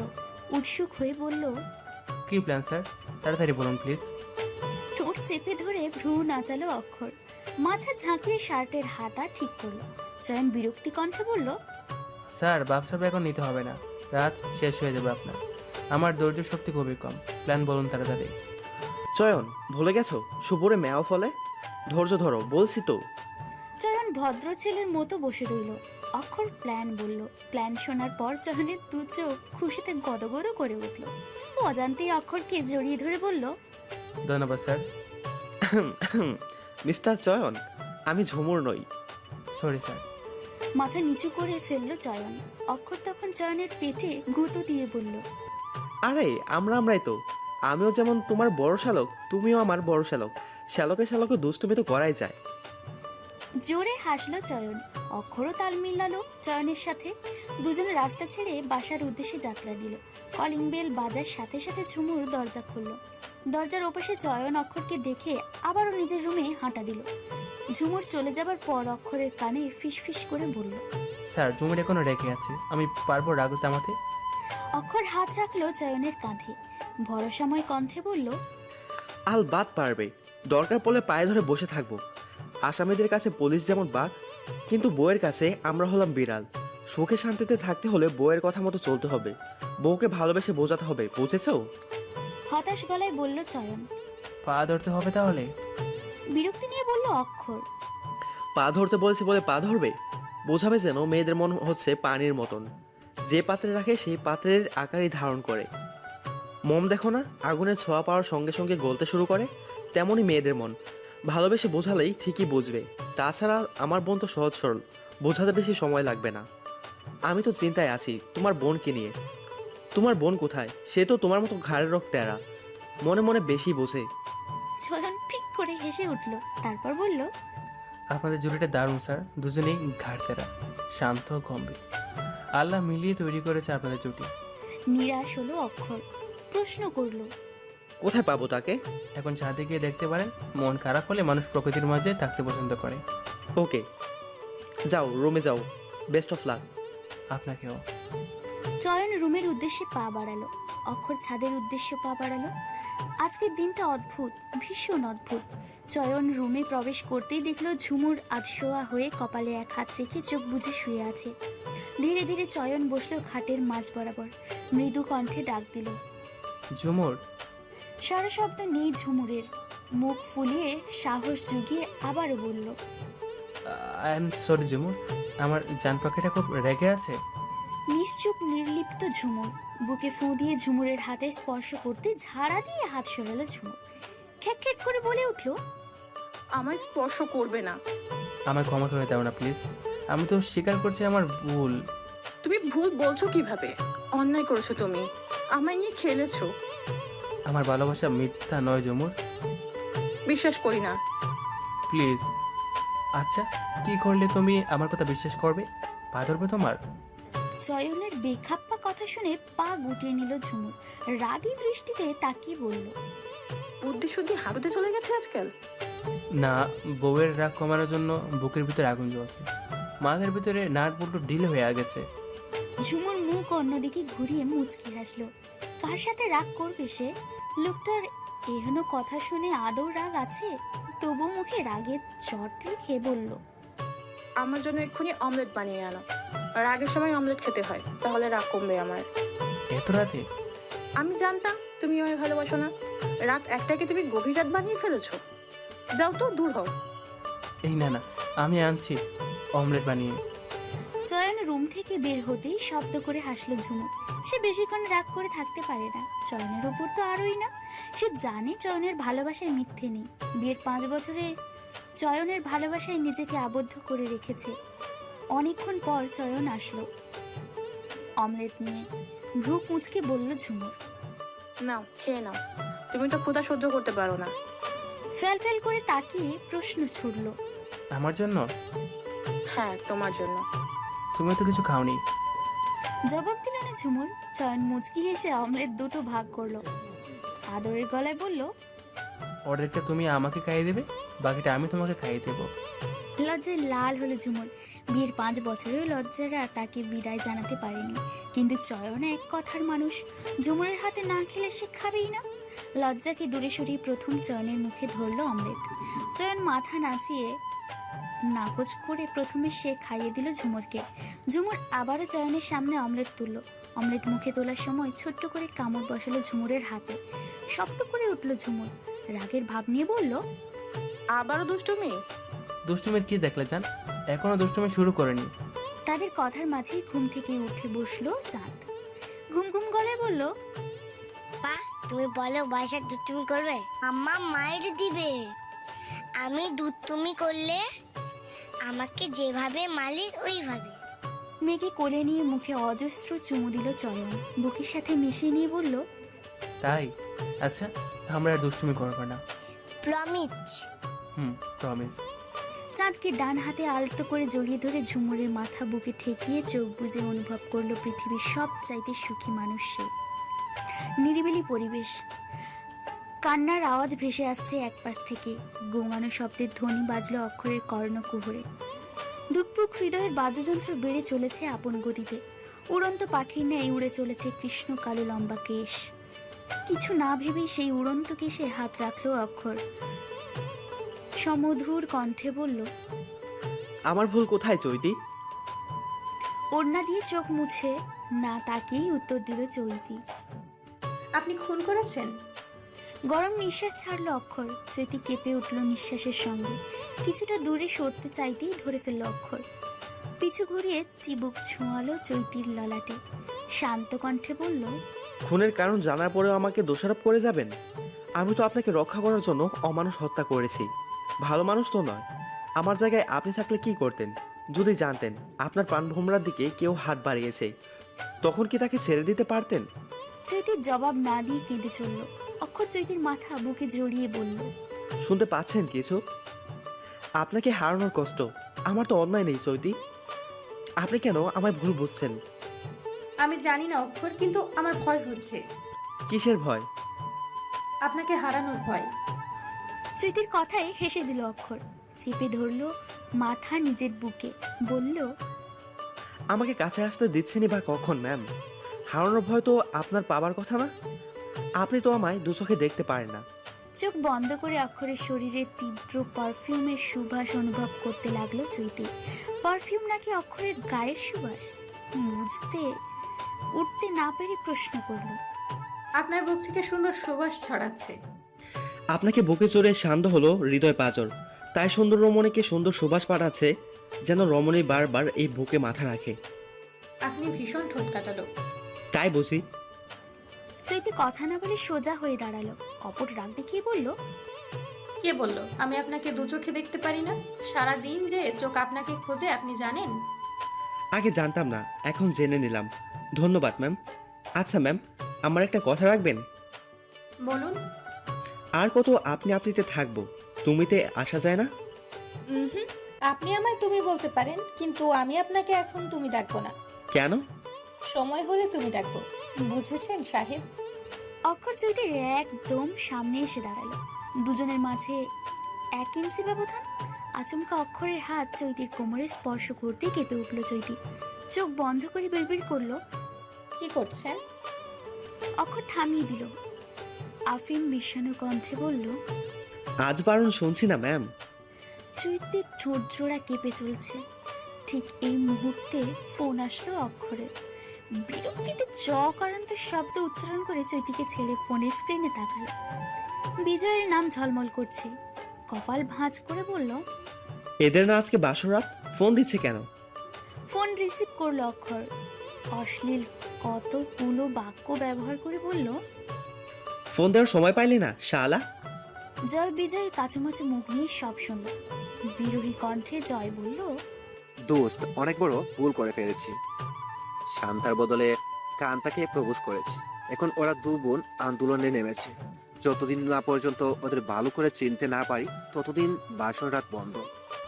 শব্দ করে হেসে দিল চৈতি। অক্ষর ছোট ছোট চোখ নিয়ে বলল, তোরা আসলেই বলদ। চশমা ছাড়াটা হলো জাদরেল শান্তা, চশমা পরাটা হলো গুড গার্ল কান্তা। জয় ফোঁস করে উঠল, বলল, শালা, আমার বউকে নিয়ে বাজে কথা বলবি না। এখনো নিজের বউকে চিনতে পারিস না, আবার বলিস বাজে কথা বলবি না। যা, বউ নিয়ে ঘরে যা, অযথা আমায় ডিস্টার্ব করবি না। বিজয় তখন একদমই বলে উঠল, আজ কান্তা চশমা পরেনি, কালো লেন্স পরেছি, সেজন্য আমার ওদের চিনতে পারছি না। প্লিজ দোস্ত, হেল্প কর। দাঁতে দাঁত চেপে বলল অক্ষর, আমায় তোদের দুশ্চরিত মনে হয়? তোদের ধারণা আমি নিজের বউকে রেখে অন্যের বউকে বেশি দেখি? দুজন একত্রে বলল, না। এখন ফোন রাখ, তোদের কর্মের ফল এটা। বিয়ের পর আমার মতো সন্ন্যাসী থাক, দোয়া রইল। চট করে ফোন কাটলো অক্ষর। চৈতির হাসি থামছেই না। অপলক দৃষ্টিতে তাকিয়ে রইল অক্ষর। মুক্ত ঝরা হাসিতে সে কাবু। তোমায় চিন্তা আমার কোনো ভুল নেই চৈতি। তাহলে আমাদের মধুচন্দ্রিমা? এখনো সময় হয়নি সাহেব। ঘোড়ার গাড়ি নিয়ে বর্ষে এসে আমায় জানি করে নিজের প্রাসাদে নিয়ে চলুন। ধুমধাম করে বিয়ে না হলে ভালোবাসার পূর্ণতা পাবেন না। চৈতি চলে গেল অক্ষরের বুকে পাহাড় সমান কষ্ট দিয়ে। অক্ষর বিরহী চোখে বলল, এখনো রয়েছে রাত, যেও না রূপসী, তুমি ছাড়া আমি একা, বোঝো না কি প্রেয়সী? সোফার উপরে দু পা তুলে বসে আছে চৈতি ঝুমু। আজকে বাসার যাবতীয় কাজ চয়ন অক্ষরের দ্বারা করানো হবে। বেচারা দুজন বউদের অত্যাচারে অতিষ্ঠ হয়ে কিচেনের রুমে ঢুকেছে। 8টার ভিতরে সকালের নাস্তা চাই হুকুম মহারানীদের। অক্ষর টুকটাক রান্না জানলেও চয়ন ডিম ভাজি ব্যতীত কিচ্ছু পারে না। গাজর, ফুলকপি, সিম, আলু, পটল ইত্যাদি আরও সবজি মিলিয়ে রান্না করা হবে। সবজি গাজর কাটছে চয়ন, কাটছে কম, খাচ্ছে বেশি। অক্ষর লক্ষ্য করে চাকু হাতে দাঁড়ালো চয়নের সামনে। খেলে হবে না, তাড়াতাড়ি রান্না বসাতে হবে। একটু পরে ডাক দিবেন 2 মহারানী। স্যার, রান্না করার প্রয়োজন নেই। এই দেখুন, আমি কাঁচা খেয়ে ফেলছি। তোমার ভরি কিন্তু বেড়েছে চয়ন, কাঁচা সবজি খাও। মুখ ফুলিয়ে নিঃশ্বাস ছাড়লো চয়ন। বুঝলো অক্ষর তাকে আবারও খোঁচা দিয়ে কথা বলেছে। এই লোকটা শুধরাবে না। খোঁচা ছাড়া কথা বললে পেটের ভাত হজম হবে না হয়তো। 5 মেশালি তরকারি দিয়ে সবজি রান্না করা হলো। গরম গরম ফুলকো ফুলকো রুটি, চাঁদের জন্য সিদ্ধ ডিম, সবজি দিয়ে খিচুড়ি সুন্দরভাবে সাজিয়ে ডাইনিং টেবিলে রাখলো অক্ষর। গলা ছেড়ে ডাক দিল, কোথায় আপনারা? Breakfast ready. অলস ভঙ্গিতে পা নামালো দুজন। ডাইনিং টেবিলের কাছে আসতেই মাথা হলো গরম। বলল, এসব কি রান্না হয়েছে? আমরা গরু? চট করে চয়ন বলল, গাই। ঝুমুর অগ্নি চোখে তাকালো। চয়ন মুখে আঙুল দিল। অক্ষর শান্ত হয়ে বলল, আমাদের অফিস আছে, তাড়াতাড়ি খেতে হবে। সরকার কিন্তু বসিয়ে বসিয়ে মাইনে দেবে না। ঝুমুর কথা বাড়ালো না। দাদাভাইকে ভয় পায় সে। যদিও বা আজকাল দাদাভাইয়ের মাঝে ভিন্ন মানুষ খুঁজে পেয়েছে, তবুও তো ভয় কাজ করে। চৈতিকে ইশারায় বলল খেয়ে নিতে। আপত্তি করলো না চৈতি। চেয়ার টেনে বসলো। চয়ন সুযোগ বুঝে ঝুমুরের পাশে বসে পড়ল। চাঁদ ঘুমাচ্ছে। ঘুম থেকে ওঠার পর তাকে খাওয়ানো হবে। স্বাভাবিকভাবেই শেষ হলো সকালের নাস্তা। ভার্সিটির মাঠে গোল হয়ে বসেছে 3 জন। শান্তা কান্তার মুখ গম্ভীর, আর চঞ্চল শান্তার শান্ত থাকাটা ভালো লাগছে না চৈতির। গলা ঝেড়ে বলল, দোষ জয় বিজয়ের নেই, ওরা বুঝতে পারেনি তোদের দুজনকে চশমা ছাড়া একই রকম লাগে। আমিও কনফিউজ হয়ে যাই। বেচারাদের কি দোষ বলতো? কান্তা চশমা ঠিক করলো। চোখে তার অজস্র পানি। কান্নার জন্য কথাটা আটকে যাচ্ছে কণ্ঠস্বরে। ঢোক গিলে বলল, বাসুরাতে জয় আমাকে জড়িয়ে ধরেছিল। আমি বিজয় ভেবে কিছু বলিনি। জয় যখন দুষ্টু দুষ্টু কথা বলছিল তখন আমি বিজয় ভেবে লজ্জায় মরি মরি। কিন্তু কথার শেষ পর্যায়ে জয় শান্তার নাম উচ্চারণ করাতে বুঝতে পেরেছি বিরাট ভুল করে বসেছি আমরা। জয়কে যখন বললাম আমি কান্তা, ও এক লাফে বিছানা থেকে ধপাস করে ফ্লোরে পড়ে যায়। তুই বল চৈতি, সেদিন যদি অঘটন হয়ে যেত তাহলে কি হতো? ছোট বোনের স্বামীর সাথে ভাবতেই শরীর কেঁপে উঠছে। কথাটা শুনে হাসি পেলেও হাসলো না চৈতি। যদি সত্যি গভীরে চলে যেত তাহলে মারাত্মক ভয়ঙ্কর কাজ হতো। তোকে কে বলছে চশমা ছাড়া বাসর ঘরে ঢুকতে? দোষ তোদের। তোরা নিজেরাও তো জয় বিজয়কে চিনতে পারিসনি। চিনবো কিভাবে? দুটো এক কোম্পানি, দেখতে শুনতে সেম সেম। মাথা নাচালো চৈতি। রসিকতা করে বলল, ওদের ক্ষেত্রে প্রোডাক্ট দুটো একই কোম্পানির, একই ব্র্যান্ডের, একই মডেলের। আর তোমরা দুইটা কি? হ্যাঁ, তোমরাও একই ধরনের প্রোডাক্ট। বেচারারা ভুল করলে ভুল, তোমরা ভুল করলে সাধু। দেশ নারী চালাচ্ছে বলে দোষ গুণ দেখবি না? নারীতান্ত্রিক যা বলবে তাই হবে, মেনে নেওয়া যাচ্ছে না। ব্রিটিশদের মতো আচরণ করে বেচারাদের কষ্ট দেওয়া মোটেও ঠিক হচ্ছে না। চৈতির ভাষণ শুনে 2 বোন বেশ কিছুক্ষণ তাকালো। দীর্ঘতম নিঃশ্বাস ছেড়ে বলল, উপায় বল। উপায় একটা, কান্তা কানা, তাই ও কানার মতো থাকবে। তুই জল্লাদ জল্লাদের মতো থাকবি। সমস্যার সমাধান শেষ। জোরে বল বাংলাদেশ। চৈতির কথা শেষ হতে দেরি। শান্তাকান্তা ইলো পাথারে থাপ্পড় বসাতে দেরি করলো না। দুটোকে পুরো শক্তি দিয়ে সরিয়ে রাগী সুরে বলল, উপকারীর উপকার মনে রাখে না যেজন, মানুষ নয়, তারা শাকচুন্নির সুজন। চৈতির জন্য বিয়ের বেনারসি থেকে শুরু করে গায়ে হলুদের যা যা প্রয়োজন সব কেনা হলো। ঝুমুর ক্লান্ত মুখে চকলেট মিল্ক শেক খেয়ে চলেছে। বিয়ের মার্কেট কম নয়। অক্ষর চয়ন আসতে পারেনি, স্বাক্ষর নিয়ে এসছে তাদের। চৈতি খেয়াল করে দেখলো স্বাক্ষরের মুখ শুকনো। চঞ্চল ছেলেটা চুপচাপ হয়ে গেছে। ফোলা ফোলা চোখ দেখে বোঝা যাচ্ছে সে কেঁদেছে। চোখের নিচে কালো দাগ জানান দিচ্ছে অনেক দিন ধরে অনিদ্রায় ভুগছে। ঝুমুর চাঁদকে নিয়ে রেস্টুরেন্টের ওয়াশরুমে গিয়েছে 2 মিনিট হলো। চৈতি দেখলো আজ স্বাক্ষর তার সাথে কথা বলছে না, ভুল করেও তাকাচ্ছে না। বলল, স্বাক্ষর, আপনি আমায় কিছু লুকোচ্ছেন। দ্বিমত পোষণ করলো না স্বাক্ষর। অক্ষরের মতোই শান্ত হাসলো সে, সোজাসুজি ভাবেই বলল, আমি তোমাকে ভালোবাসি চৈতি। চৈতি ঘাবড়ালো না, সে জানতো স্বাক্ষর এমন কিছুই বলবে। স্বাক্ষরের মুখের ভাবভঙ্গি দেখেই আন্দাজ করতে পেরেছিল। গোপন নিঃশ্বাস ছেড়ে বলল, আমি আপনার বড় ভাইয়ের স্ত্রী স্বাক্ষর। আমি জানি চৈতি, মনের কথা চেপে রাখতে কষ্ট হচ্ছিল, তাই বলে ফেললাম। দয়া করে দাদাভাইকে বলবে না। কবে থেকে ভালোবাসেন আমায়? চোখ মেলে তাকালো স্বাক্ষর, চৈতিকে ভালো করে দেখে বলতে শুরু করলো, ঝুমুর আবুর বাসায় যেদিন তোমাকে প্রথম দেখেছিলাম সেদিন থেকেই পছন্দ করা শুরু করেছি, ধীরে ধীরে ভালোবেসেছি। মন খারাপ করবে না চৈতি, আমি তোমাকে ভুলে যাওয়ার চেষ্টা করব। পুরোপুরি ভুলতে হয়তো পারবো না। চৈতি কথা বাড়ালো না। দরকার কি পুরা হৃদয়ের ক্ষত বাড়াতে? একজন পুরুষ তখনই কান্না করে যখন সে কাউকে প্রচণ্ড রকমের ভালোবাসে, কিন্তু নিরুপায় চৈতি। অক্ষরকে ছাড়া সে অচল। পুরো দমে বিয়ের কেনাকাটা শেষ করলো 3 জন। রাত প্রায় 10টা। ক্লান্ত শরীরে বিছানায় শুয়ে ফোনের দিকে তাকালো। অক্ষরের নাম্বারে ডায়াল করলো। ফোন রিসিভ হওয়ার পর রাশভারী কণ্ঠ ভেসে উঠল, বলো। জীবন সঙ্গীকে রোমান্টিক হতে হবে, আনরোমান্টিক আমি নিজেই। বিয়ের চিন্তায় নিশ্চয়ই পাগল হয়ে গিয়েছো। পুলিশ লোককে বিয়ে করতে নেই সাহেব, তারা মনের খবর রাখে না। তো কাকে বিয়ে করা উচিত? এই ধরুন আমার সমবয়সী ইয়াং ছেলেকে বিয়ে করব, তাদের মাঝে রোমান্টিকতার ছোঁয়া বেশি। ফোন কেটে বাইরে আসো, ইয়াং ছেলে বিয়ে করার শখ অতি যত্নে পূরণ করছি। আসতে পারবো না। জোর করে ধরে আনবো। আসবো? আসছি, বিপজ্জনক মানুষ। অবশেষে ঠোঁটকাটা নামের মোচন ঘটলো, নতুন নাম বিপজ্জনক। চৈতি সদর দরজা খুলে বাহিরে গেল। দূরে দাঁড়িয়ে আছে অক্ষর। কাছে গিয়ে প্রশ্ন করলো, কি বলবেন তাড়াতাড়ি বলেন, ঘুমাবো। এক মুঠো গোলাপের পাপড়ি ছুঁড়ে দিল অক্ষর। কাছে টেনে বলল, পালানোর ধান্দা কেন ম্যাম? স্বামীর কাছেই তো আছেন। রোমান্টিক হওয়ার জন্য কার বই ফলো করেছেন? অন্যের বই ফলো করে রোমান্টিক হয়নি, আমি জন্মগতই রোমান্টিক। আজ বাইকে চড়ে তোমাকে নিয়ে ঘুরবো, বাইক বিলাস করবো। চৈতিও হাসলো। অক্ষরই প্রথম চৈতির ঠোঁটে চুমু খেলো। চৈতি বারণ করলো না। দূর থেকে স্বাক্ষর এই দৃশ্য দেখে চোখ ফিরিয়ে নিল। খাঁকা হৃদয়ের শূন্যতা অনুভব করলো। সিগারেট জ্বালিয়ে ঠোঁটে স্পর্শ করালো। আজকে তার অনুভূতি শুধুই নিকশ কালো ধোঁয়া। ঘনিয়ে আসলো বিয়ের দিন। লাল বেনারসি শাড়ি পরে লাল টুকটুকে বসে যে চৈতি বসে আছে নিজের রুমে।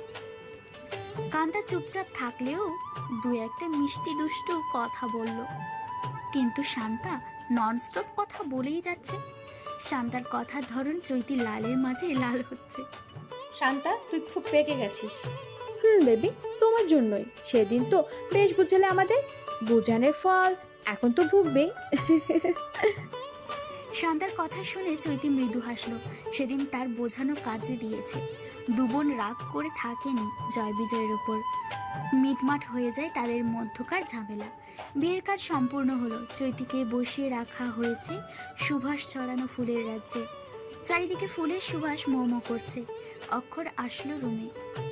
আজ আমার রুমে পদ্ম ফুলের অস্তিত্ব টের পাচ্ছি।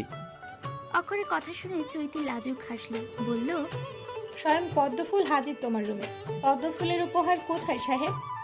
অক্ষর বুকে হাত রাখলো। অবিশ্বাস্য কণ্ঠে বলল, আমি ভুল শুনেছি কি? তুমি আমায় তুমি বলে সম্বোধন করেছো? লজ্জাকে বিদায় জানিয়ে অক্ষরের গলায় হাত রেখে বলল, বলেছিলাম না সময় হলে বলবো। আজ থেকে সময় শুরু পুলিশ বাবু।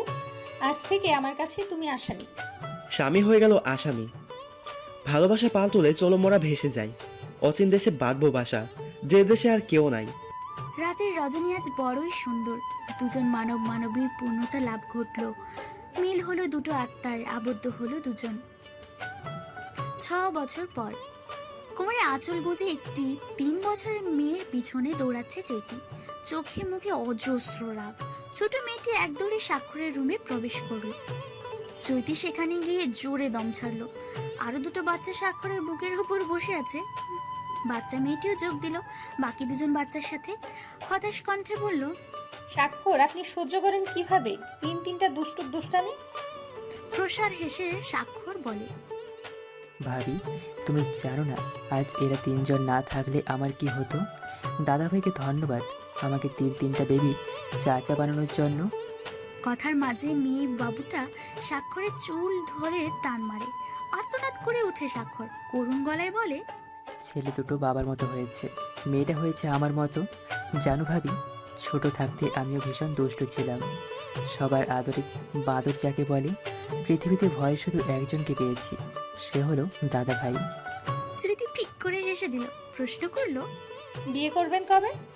দাদা ভাইয়ের মতো বয়স বাড়িয়ে পরে বিয়ে করব, যেন আমিও তিনটা সন্তানের বাবা হতে পারি। আপনারা দুই ভাই ঠোঁটকাটা, কথা বলার সময় ভেবে কথা বলেন না। আচ্ছা ভাবি, দাদাভাইকে জিজ্ঞাসা করে দেখো তো, কি খেলে একসাথে 11টা বাচ্চার বাবা হওয়া যায়? ভাবছি বউকে বারবার ডেলিভারির কষ্ট দেব না, পুরো ক্রিকেট টিম আমি একাই বানিয়ে ফেলবো। চৈতি হতাশ হলো স্বাক্ষরের কথায়। বিয়ের পর যখন সে শ্বশুর বাড়িতে পা রাখলো তখন থেকেই দেখে চলেছে স্বাক্ষরের ঠোঁটকাটা স্বভাব। সে ভেবেছিল প্রেমে ছ্যাঁকা খেয়ে হয়তো স্বাক্ষর দেবদাস হবে, কিন্তু না, তাকে অবাক করে দিয়ে স্বাক্ষর হয়ে উঠল দেবদাসের ঠিক উল্টো।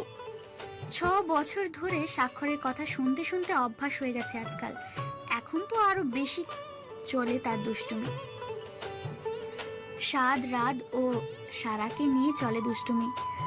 বাচ্চা তিনটে মা ভক্ত কম, চাচ্চু ভক্ত বেশি। স্বাক্ষর হয়তো বাচ্চা তিনটেকে তার মতো বানিয়ে শাস্তি দিচ্ছে চৈতিকে। চৈতি নিজের রুমে আসলো, অক্ষর সবে বাসায় এসেছে। চৈতির হতাশ মুখে দেখে বলল, বাবুরা আসেনি তাই তো?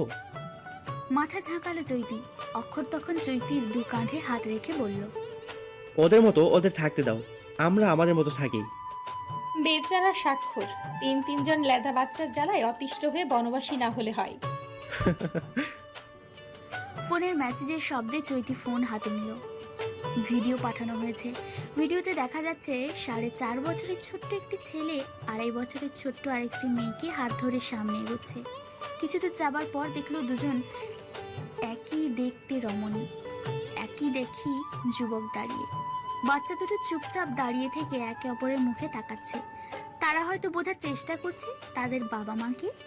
বাচ্চাদের কনফিউশন মুখ দেখে কান্তার চোখে চশমা পড়ে। বাচ্চা দুটো হেসে দিয়ে ছেলে বাচ্চাটা কান্তার দিকে ও মেয়ে বাচ্চাটা শান্তার দিকে পা বাড়ায়। ভিডিওটা দেখে খুশিতে চোখ জলজল করে উঠল চৈতির। মাতৃত্ব কত সুন্দর। অক্ষরের কাঁধে মাথা ঠেকিয়ে বলল, আমাদের সবার সুন্দর সংসার। আর আমার সংসার তুমি। 9-10 বছরের একটি মেয়ে দৌড়ে আসে, দরজার কাছে এসে বলে, আপনি মামা, আব্বু আম্মু বোনকে নিয়ে চলে এসেছে, তাড়াতাড়ি আসো। মেয়েটি আবারও আগের মতো দৌড়ে চলে যায়। মেয়েটিকে দেখে চৈতি ভাবে তাদের সেই ছোট্ট চাঁদ কত বড় হয়ে গেছে। এখন আর আগের মতো তুতলিয়ে কথা বলে না। সুন্দর গোলগাল চাঁদকে দেখে মুগ্ধ হয় বারবার। 3 দিন হলো ঝুমুরের দ্বিতীয় মেয়ে হয়েছে। আজ হসপিটাল থেকে বাসায় আনা হয়েছে। চৈতি সকাল থেকে ঝুমুরের জন্য এটা সেটা বানাচ্ছে। নতুন অতিথিকে স্বাগতম জানানোর জন্য সাজিয়েছে ঝুমুরের রুম। চৈতির বিয়ে হবার পর ঝুমুরকে নিয়ে আসে অক্ষরের বাড়িতে। অক্ষরের মা বাবা ভীষণ খুশি। 3 ছেলে মেয়ে, পুত্রবধূ, নাতি নাতনি নিয়ে পুরো বাড়ি হই হুল্লোড়। চয়ন প্রথমে রাজি ছিল না, কিন্তু একমাত্র বোনের আবদারে রাজি হলো। চৈতি দৌড়ে গিয়ে ঝুমুরের মেয়েকে কোলে নিল। মায়ের কোলে আরেকটি বাচ্চাকে দেখে সাদ রাগ করলো। মুখ গম্ভীর করে অক্ষরকে বলল, পাপা, বাবুটা পচা, মাম্মা নিয়ে নিয়েছে। অক্ষর হাসলো ছেলের কথা শুনে। রাত ও সারা দুজন বাচ্চাটির পাশে খেলা করছে। তারা ভীষণ খুশি তাদের নতুন বোন হওয়াতে। চাঁদের তো ভাব বেড়ে এখন আকাশ ছোঁয়া। সে সকলের বড় বোন, সবাই তাকে সম্মান দিয়ে কথা বলবে, ঝগড়া করলে শাসন করবে বলে বলে জানিয়ে দিল সবাইকে। পরিবারের আনন্দ উপভোগ করলো সকলে। ইচ্ছে পোষণ করলো জীবনের দীর্ঘ আয়ুর। রংধনুর সাজে সজ্জিত পরিবার, হৃদয়ে প্রেমের 7 রং। জর্জ শান্তায়না বলেছেন, পরিবার হলো প্রকৃতির একটা সেরা শিল্পকর্ম।